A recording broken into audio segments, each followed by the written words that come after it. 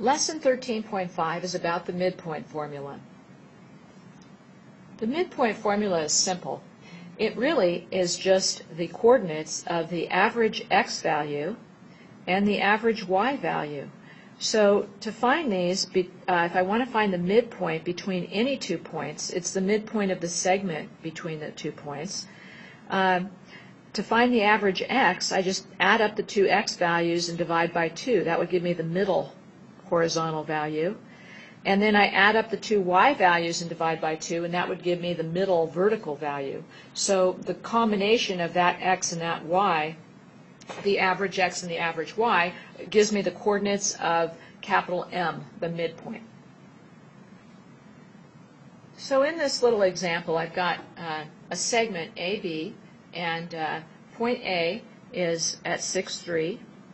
And point B is at -2, -5, and I want to find the midpoint of this. Well, we can see that the midpoint is going to be somewhere in the vicinity of here. So our midpoint we should be able to estimate. We should be able to visualize the line segment and about where the midpoint would be.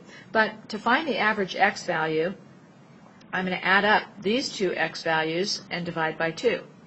So 6 plus -2 divided by 2. And to find the average y value, I'm going to add up these two y values, 3 plus -5,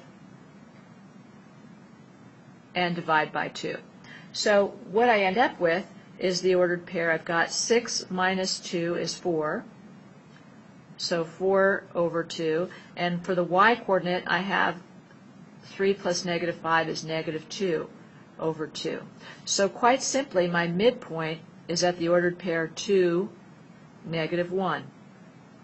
And this sort of should make sense to you. If you look at this, over 2 and down 1 should be about where you would have estimated that midpoint to be. So finding the midpoint of any segment is as simple as that.